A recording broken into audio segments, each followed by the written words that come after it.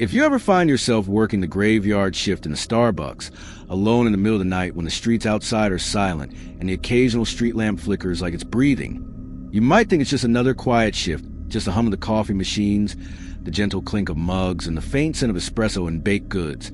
But sometimes, the quiet is not what it seems. And that's exactly what Alex, a night shift barista in Seattle, discovered one night that started like any other, but ended in a way he would never forget, a night that would haunt him long after. Because at exactly 12:07 a.m., while he was wiping down the counters and carefully aligning the napkins and sugar packets in neat rows, the espresso machine, brand new and never known to act up, sputtered and hissed on its own, steaming violently as though someone had just pressed a button. And when Alex approached, thinking maybe the timer had gone off, or perhaps he had accidentally bumped the start button, he realized the screen on the order system was already lit, displaying a single order with a single name, Emily, though no one had come in, and the doors were locked from the inside, the outside world cut off from him. And for a moment, Alex laughed nervously at himself, muttering under his breath that maybe it was some software glitch, maybe a prank, maybe he was just overtired and imagining things. But then the air changed. The subtle warmth of the store seemed to drop a few degrees.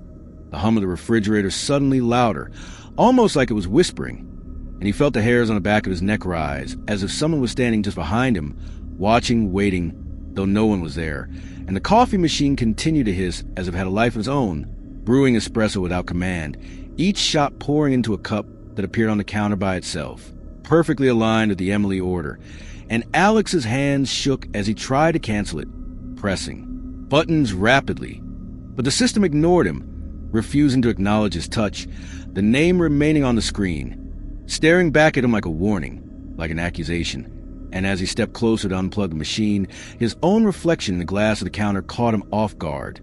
The lights flickered for a moment, and in the brief darkness, he swore he saw a movement behind him, just a shadow, something small and slight, and he spun around, heart hammering. But the cafe was empty, chairs, neatly stacked on tables, nothing but the normal clutter of a place that had just closed for the night.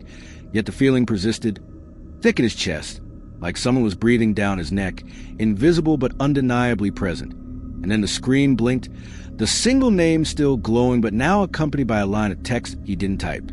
"You know me?" His stomach dropped, adrenaline spiking, and for a second he froze, staring at the words, wondering if his mind was finally playing tricks on him after long hours of work and little sleep. But he knew deep down that no glitch could type a message like that, not in that tone, not with the weight it carried. And as he reached for the phone to call the manager, the signal vanished, the screen turning blank, the lights flickering again in uneven pulses.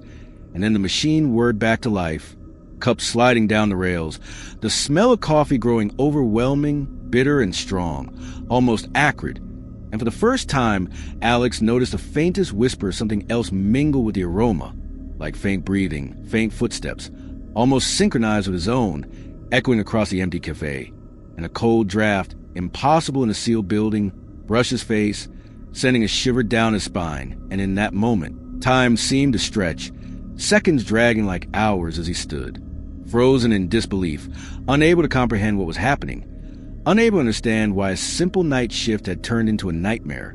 And then, as if to punctuate the terror, a chair scraped the floor behind him, soft but deliberate, a sound too deliberate to be accidental. And he spun around again, seeing nothing but the familiar clutter of the store, and yet he knew, with a bone-deep certainty, that someone, or something, was there, unseen, and was watching, waiting, and when he dared to glance back at the order screen, the name had changed slightly, a small smirk in the letters themselves, as if Emily herself had typed it with cruel amusement.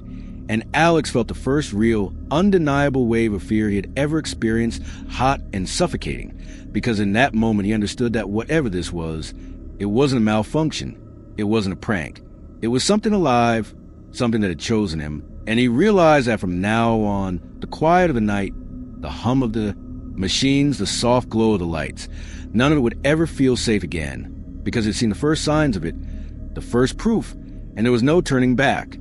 Not tonight, not ever, as the name Emily glowed on the screen, waiting, patient, and full of intent.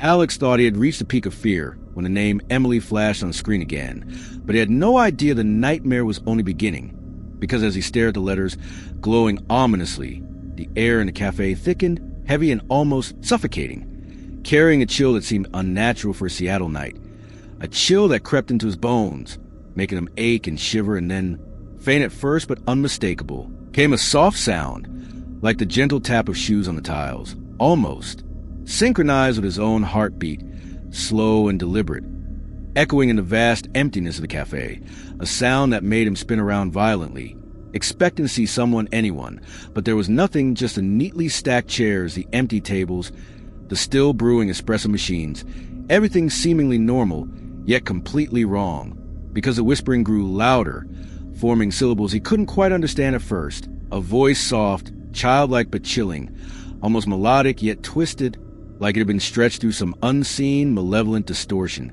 And Alex's eyes darted to the counter, where the coffee cups that had appeared on their own now began to tremble, vibrating slightly as if something unseen was touching them, rearranging them, almost dancing them into a pattern that he couldn't comprehend. And then, without warning, a figure appeared behind the counter, so sudden and silent that Alex thought he was hallucinating, a young woman wearing a Starbucks apron, perfectly matching the uniform, her face calm, serene even, but her eyes, when they caught the dim fluorescent light, were impossibly black, voids that swallowed the light itself, reflecting nothing, and her lips curled into a smile that was too wide, too slow, deliberate, a smile that seemed to stretch unnaturally across her face, a smile that carried both invitation and threat. And she spoke, her voice soft but cutting to the thick air like a knife. "Alex, my coffee is getting cold." The words chilled him to the core, not just because of what she said, but the certainty behind them, the intent, the knowledge that she knew him, had been watching him, waiting for this very moment. And Alex froze, unable to move, unable to think, his mind racing in a frenzy of disbelief and terror as he tried to rationalize it, telling himself this couldn't be real. It had to be some prank, some malfunction, maybe a new marketing stunt gone wrong. But deep down he knew nothing could explain. The darkness in those eyes, the unnatural stillness of her presence, the way the air itself seemed to press against his chest, making it hard to breathe. And then, almost imperceptibly at first, the lights flickered, the soft of the machines distorting into a low, mechanical growl that resonated in his skull, and he noticed that every cup on the counter now had the name Emily written in a messy, almost frantic script, as if multiple hands had scribbled it at once. And it wasn't just the screen anymore. The name seemed to seep into the very environment, appearing faintly on the walls, on the tiles, even in the condensation of the glass windows, multiplying, echoing, taunting him. And Alex realized he could no longer tell what was part reality and what was a vision forced upon him by this apparition, this presence, because with each passing second, the room shifted subtly, the edges of tables bending in impossible ways, the shadows stretching and writhing across the floor, and the temperature dropped even further. Icy fingers crawling up his spine as the figure stepped closer, her movements fluid but unnaturally smooth, gliding rather than walking, and the smell of coffee, once comforting, now reeked of something metallic, bitter, like burnt iron, mixed with a faint scent of decay, a smell that made him gag, and he stumbled backward, heart hammering, nearly tripping over a chair, but the door was still locked, unyielding, refusing him escape, mocking him, trapping him with his presence. And then she raised a hand, delicate and pale, and pointed toward him, a gesture so deliberate, so commanding, that Alex felt frozen in place, like a puppet with invisible strings. And as he struggled to move, the lights flickered violently, plunging him into near darkness. And when they came back, she was closer, impossibly closer, standing mere inches from him, the black of her eyes swallowing the light, the air around her rippling like water, distorting everything he saw. And then she spoke again, her voice low, almost a whisper, yet echoing in his skull. "Why are you afraid, Alex? We've been waiting." Waiting for what? He didn't know. But the word reverberated like a drumbeat in his chest, a countdown he couldn't stop, and every instinct screamed at him to run, to escape, to fight, but his body refused, paralyzed with fear, as he realized the truth he had been denying. Emily was not just a ghost or a hallucination. She was something else, something tied to the store, tied to the night, a presence that had lingered long after her death, feeding, observing, and now claiming him, marking him as part of her endless night. And the coffee cups trembled again, rattling as if possessed, sliding across the counter toward him, forming a line, each one emitting a faint, almost imperceptible whisper, calling his name in that same soft, melodic tone that made his stomach twist. And then the air around him shimmered as if reality itself were bending, and he caught glimpses of movement in the walls, dark shapes slinking just out of view, the fluorescent lights above flickering faster, buzzing, almost screaming in sync with the low hum that now vibrated through the floor beneath his feet. And Alex realized, with a sinking, bone-deep horror, that he was no longer alone in any sense he understood, that the night itself had become Emily, that the store, the air, the machines, even the shadows, were all extensions of her, manifestations of her will. And as he tried one last time to reach the door, to pull it open, to escape the impossible nightmare, she tilted her head, smiling, and whispered again, "You can't leave? Not yet, it's my turn." And the last shred of courage he had dissolved, leaving him paralyzed, breathless, his heart pounding so loud it felt as if the walls themselves were echoing it back at him. And he realized the night would not end, that the Starbucks he thought he knew was gone, replaced by something ancient, alive, and hungry, with Emily at its center, patient, watching, waiting. And Alex understood with finality that the hours ahead would stretch into eternity, and he would have to face the girl with black eyes, the living echo of death, alone, trapped, unable to move, and powerless against the presence that now owned the night, the store in him. Alex's body trembled uncontrollably as he stood frozen, unable to move or even scream, feeling the weight of the oppressive darkness pressing down on him, the air thick with the acrid stench of burnt coffee, and something far fouler, a metallic tang that burned the back of his throat and made his stomach churn. And as the figure of Emily, impossibly close, stood before him, her black eyes endless void swallowing the faint light of the flickering overhead bulbs, he realized that whatever had trapped him in this nightmare wasn't satisfied with fear alone. It wanted him to understand, to feel the inevitability of its control. Because with every heartbeat, the shadows around the cafe seemed to grow thicker, crawling along the edges of the walls like sentient ink, stretching out toward him. And he could see faint, almost imperceptible shapes moving within them, twisted forms that shifted just at the corner of his vision, disappearing when he tried to focus, whispering his name over and over, soft but urgent. Alex, Alex, Alex. A chant that sank into his brain, pressing into his thoughts until he could barely think of anything else.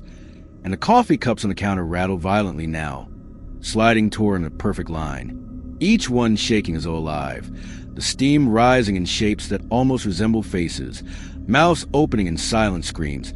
And every time he blinked, the black-eyed Emily seemed closer, her lips curling into that slow, deliberate smile that stretched too far across her pale face. And he could feel her gaze burning into him, not with malice exactly, but with a patient, cold ownership, as if he were nothing more than an object in her carefully constructed world, trapped in her eternal night. In his hands, though shaking violently, reached instinctively for the door, desperate to escape, but it was no longer wood and metal.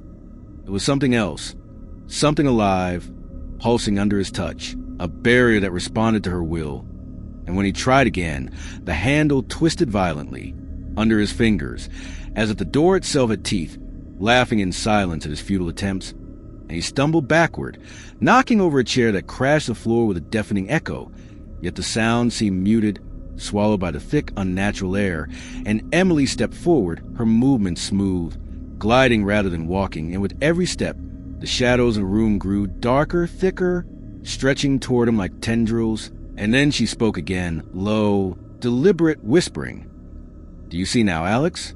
Do you see what waits for those who stay?" And the words seemed to reverberate through the very walls, vibrating in his chest, making his heart pound violently. And then the fluorescent lights above flickered one final time before plunging the room into complete darkness, leaving only the faint glow of the order screen, still displaying Emily, still waiting, still patient. And in that darkness, he could feel her breath, impossibly cold against the skin, smelling faintly of coffee and something rotten. And he realized that she was no longer just a figure, but the embodiment of the night itself, the store itself, every sound, every shadow, every flicker of light her extension. And he had nowhere to hide, Nowhere to run, trapped in a nightmare that had no beginning and no end, where time was irrelevant, stretched thin like taffy, and every second was agony, a second too long, a second that burned into his mind, as he heard whispers now not just from Emily, but from all around, emanating from the walls, the floor, the ceiling, calling his name, begging him to stay, threatening him to flee, all at once, and he felt a hand, impossibly cold, brush against his shoulder, and when he whipped around, there was no one there, only the line of coffee cups, trembling violently, the steam rising in ghostly shapes of faces, screaming silently, and the order screen flickered once, twice, displaying a new line of text, "It's your turn." And in that moment, Alex realized a horrifying truth. Emily had been waiting for someone to take her place, someone to witness, someone to suffer, because her death years ago during a night shift had not ended her presence, not had it bound her spirit to some ethereal plane. She had remained, lingering, feeding, claiming, until now, and Alex was the final piece, the last witness trapped inside the haunted Starbucks. And he tried to speak, to scream, but his voice caught in his throat, choked by fear, choked by the unnatural pressure in the air, and he could feel the shadows crawling up his legs, tight as cords, binding him, anchoring him in place as the black-eyed Emily stepped closer, her smile wider, her pale hand reaching out to him. And he could feel the cold seep through his skin, into his bones, into his very soul, a paralysis born of terror and otherworldly power. And he thought desperately of morning, of sunlight, of anyone finding him. But he knew in his heart that morning would never come, that the store would remain a tomb, suspended in some twisted loop of night where Emily reigned, waiting for new victims to stumble into her domain. And as he struggled futilely, he realized the cups were now moving on their own, arranging themselves into a pattern on the counter, forming letters he could barely recognize, a message carved out of coffee stains and steam. Forever, and the whispering grew louder, the shadows thicker, and Emily's voice echoed, soft, melodic, terrifying. "You belong here now, Alex. You see me, you hear me, and you cannot leave." The air thickened further, pressing against his chest, making breathing a labor, and he felt the floor shift beneath him, bending, curving, as if the store itself were alive, a living extension of her will, swallowing him, enclosing him, and in the dim glow of the order screen he saw movement, faint shapes of previous victims, blurred and twisted, trapped in the walls, their faces etched with silent screams. And he understood he was now part of the history of this place, another soul claimed, another night shift turned eternal, another life consumed by the relentless presence that was Emily. And as a black-eyed figure leaned toward him, her cold breath brushing his face, whispering his name one last time, the order screen flickered once more, glowing in the darkness with a final, chilling message. Emily's order is ready. And Alex knew, with a certainty that burned through him, that from this moment on, he would never leave the haunted Starbucks, never feel sunlight again, never be free, because Emily had claimed him, and the store, the shadows, the night itself were hers forever.